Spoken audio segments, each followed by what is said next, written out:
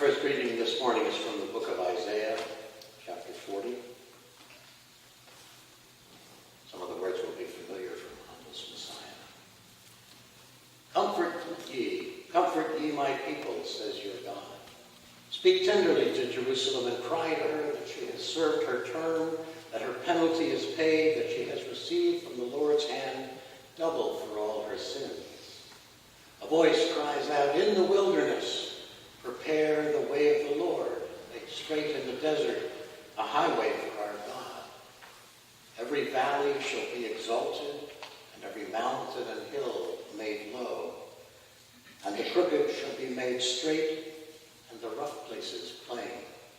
Then the glory of the Lord shall be revealed, and all people shall see it together, for the mouth of the Lord has spoken. He will feed his flock like a shepherd. He will gather the lambs in his arms and carry them in his bosom, and gently lead those that are with young. The second reading is by Reverend Scott Taylor, who is the founder of the Soul Matters theme-based ministry group of which we are a part, and he's the director of congregational life at our Unitarian Universalist Association. He starts with this prayer by Michael Looney. God, give us rain when we expect sun. Give us music when we expect trouble. Give us tears when we expect breakfast. Give us dreams when we expect a storm. Give us a stray dog when we expect congratulations. God, play with us. Turn us sideways and around. Pray for our expectations to be turned on their heads. Give us tears when we expect to be fed. Give us wild obligations, a stray dog, when we expect congratulations. Turn us sideways? Wants to pray for this? Hope for this? It's a bit nuts. And a bit Unitarian Universalist. We all know the common mantra, you get what you expect. And that most certainly is part of what it means to be a people of expectations from a Unitarian Universalist perspective. We believe that human beings have tremendous power to shape and create their own experience. If you expect people to be good, you will find goodness. If you believe that life is on your side, you'll see opportunities unfolding over and over again. This form of relating to expectation is about reminding ourselves that we have control. It's about noticing that we have options. It's about taking hold of the situation and putting our stamp upon it. And yet, there are also moments when letting the situation take hold of us is good for the soul. Sometimes holding too tightly to our desired expectations leaves us blind. Sometimes getting what we expect leads us to expecting to always get what we want. Sometimes the most important question is not, are you ready to take control of the reality in front of you, but instead, are you willing to let go of expectation and be led by the unknown? Another way to put all this is, do you trust? Do you have faith that this wildly unpredictable life of ours won't lead you astray? When your expectations get turned on their head, do you see that as a threat? Or are you willing to lean in? When that stray dog messes up your big congratulatory day, are you willing to follow where it wants you to go? Or is your first instinct to put it down? Please, don't put it down. That's the message of Michael Looney's prayer. That's what he's praying for. That's what he wants us to pray for. Please, please pray for those stray dogs and tears at breakfast. Pray dearly for life to send you its blessed disruptions. Please pray that life will lead you into the land of prophet expectations, into that wonderfully sacred land inhabited by the holy angel of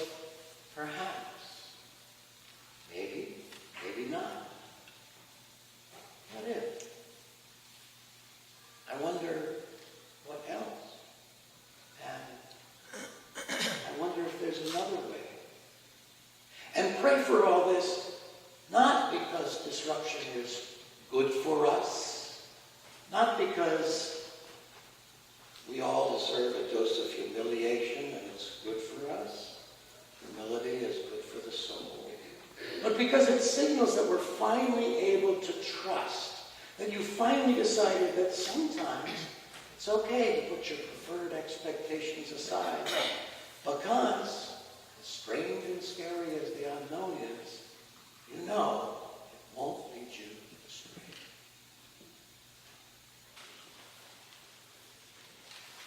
David Gumbound, now the retired professor of UU history at our UW Lombard Seminary in Chicago, retells stories from the Jewish Bible in his collection of sermons, The Education of God.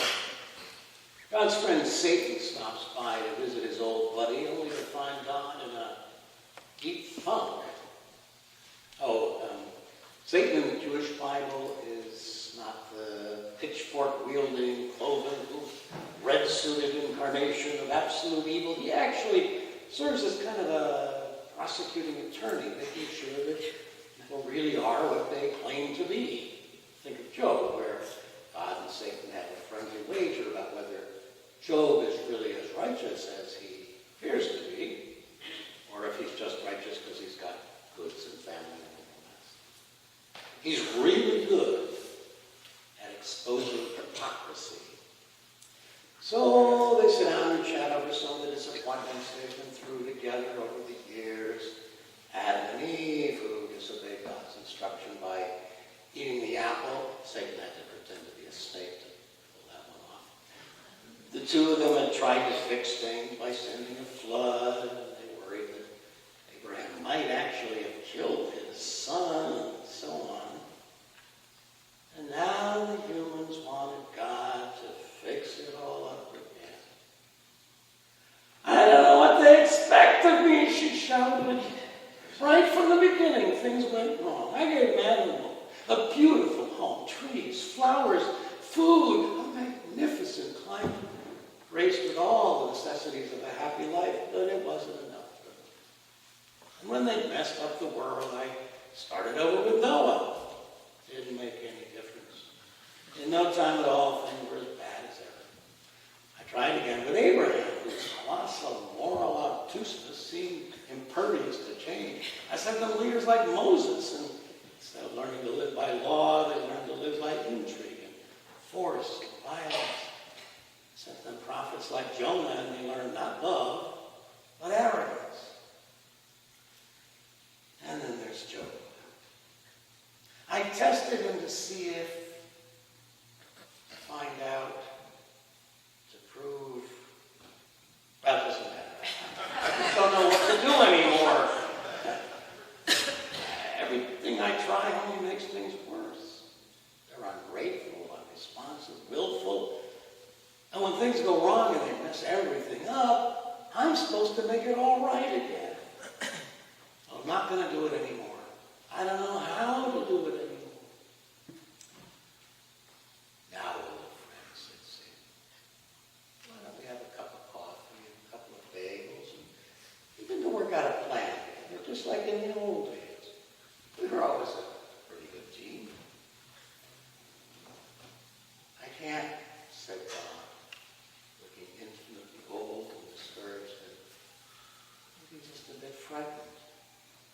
Whenever I try, I just make things worse. I don't understand human beings. I don't understand what they want, what they need, how they feel. I don't understand what it's like to be human. It's as if they know things that I can't possibly know, feel things I can't possibly feel, understand things I can't possibly understand. There's only one solution. Become one of them. Become human. Find out for myself what it's like to be born and know that I'll die.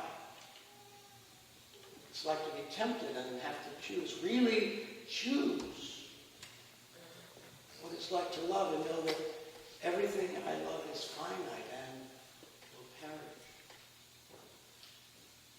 I think I'll choose Christmas Day. That way, with my birthday and Christmas coinciding, I'll experience disappointment right off the bat. Birthday presents doubling as Christmas presents and all that.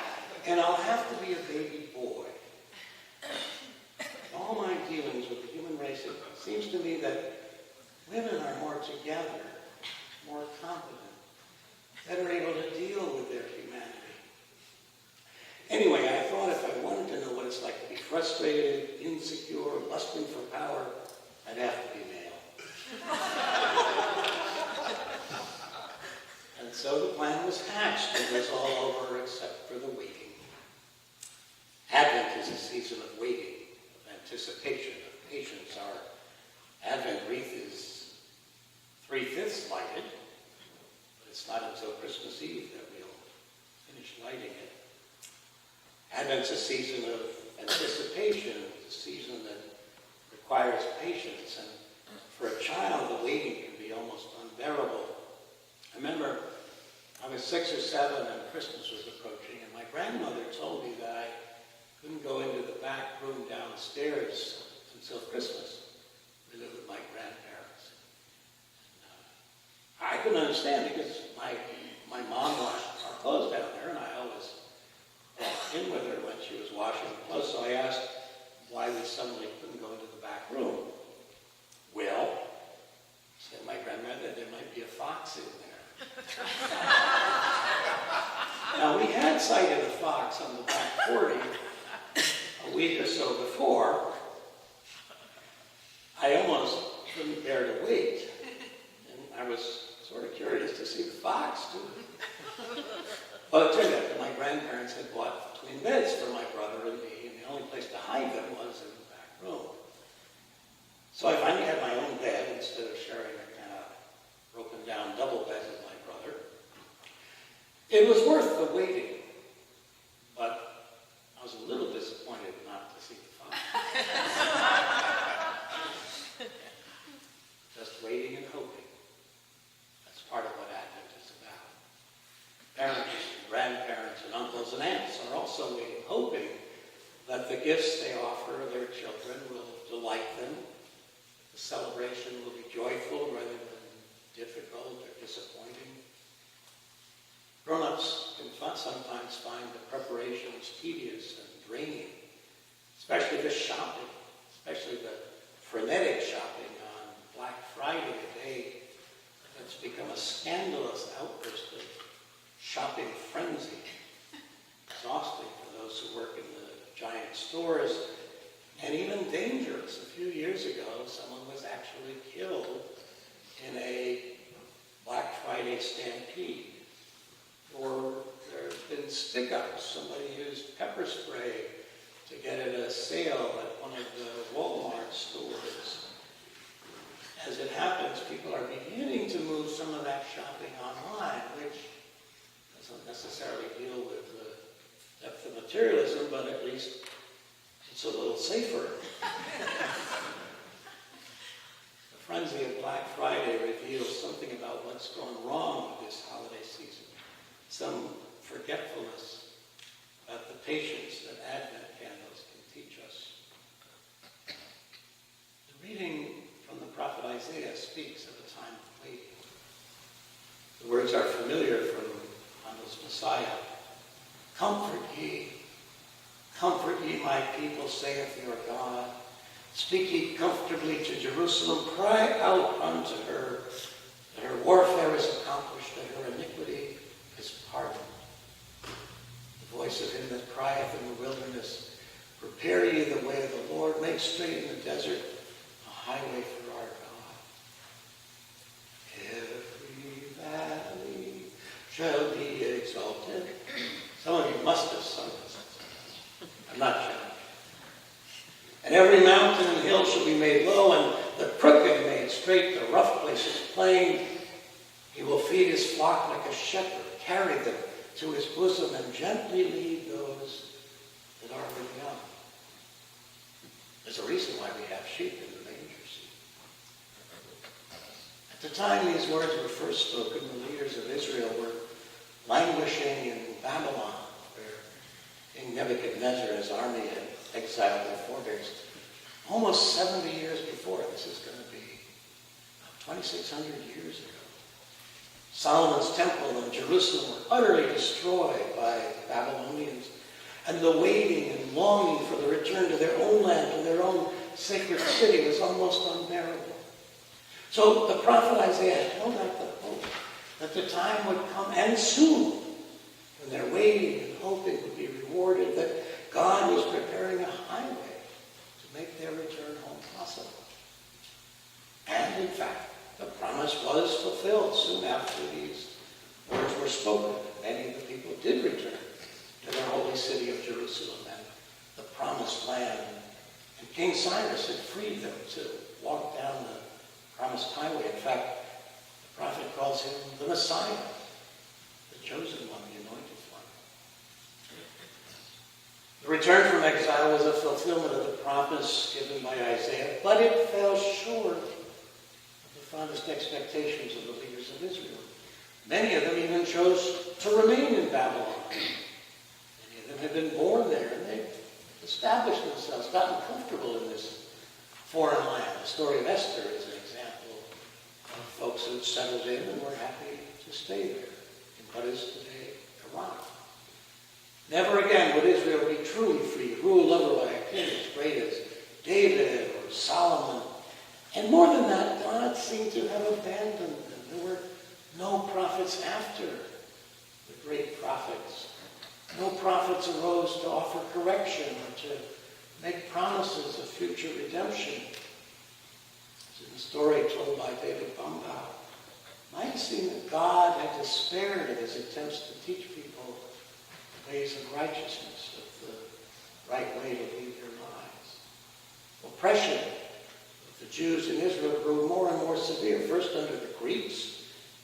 Recall from last week that the rebellion against the Greek led to the 8-day oil miracle of Hanukkah, which we talked about last week. And then under the Romans, even greater oppression. Hope was almost lost. And then a child was born in Bethlehem of Judea.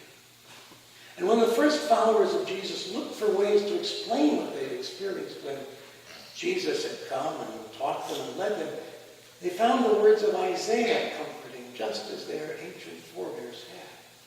They came to believe that Isaiah was speaking of the liberation that they too had experienced as a result of the teachings and the presence of Jesus. They understood that the kingdom of heaven that Jesus said was already among them allowed them to live in freedom regardless of the tyranny of their oppressors. So the first verses of the Gospel of Mark echo the words spoken by Isaiah centuries before about the ministry of John the Baptist. Mark 1 begins, the beginning of the good news of Jesus Christ, the Son of God. As was written in the prophet Isaiah, see, I'm sending my messenger ahead of you who will prepare your way. The voice of one crying out in the wilderness, prepare the way of the Lord, make his path straight. And John the Baptist appeared in the wilderness, proclaiming a baptism of repentance for the forgiveness of sins. Once again, the waiting had been rewarded and hope was renewed. Of course, human beings did not become perfect. The world was still a place of bitterness and strife, as it is to this day. But something new had come into the world, an abiding promise that the kingdom of heaven that Jesus proclaimed would come to pass was already coming to pass. And at the same time, the birth of Jesus as a weak and powerless infant reminded us that God is in fact present among us and that we are all made in the image of God. We can count on God to do the liberating and creating of that hoped-for future. We are empowered in the Spirit of Jesus and following his teachings to be co-creators of that possibility, of that kingdom that already is and will be fulfilled in time. So our waiting is also creative. We're not only waiting, we're also working. We've been given the burden and the honor of participating in the redemption of our world ourselves.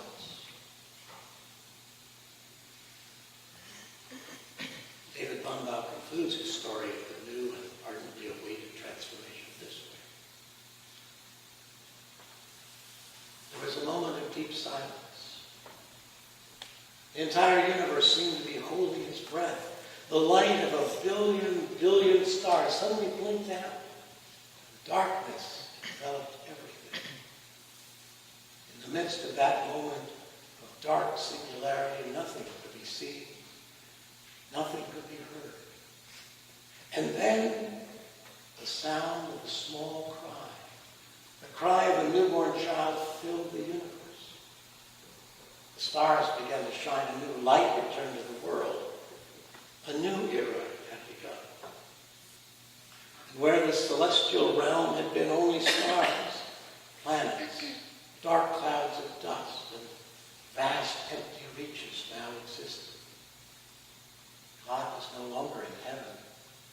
God was no longer to be found anywhere except in the human race. Now and forever, the holy would look upon the world through human eyes. Now and forever, the divine power would function through human action. Now and forever, the salvation of the earth would depend upon human choices. Now and forever, God was born in every human child, lived in every human life, rejoiced in human joys, suffered human pain, died in every human death. Now and forever, the hope of creation rested upon the Creator. Such is the glory and the burden of this season. Reminding us that God appeared among us, a baby like all of us. Reminding us that each child is sacred, that each of us bears the image of God, that each of us is responsible for joining in the work of perfecting the creation, while humbly accepting that it will not be accomplished quickly or in our lifetimes. So that even when we get a stray dog instead of congratulations, even when we get turned sideways and around, all will be well. All will be well. And all manner of things will be well. We can have faith.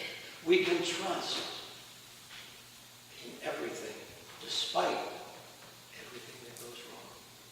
Everything that we didn't expect, didn't want, we can still trust. The Apostle Paul says, and now abide these three, faith, hope, and love. But the greatest of these is love. The hope embodied in this Advent season gives us confidence that the waiting will be worth it.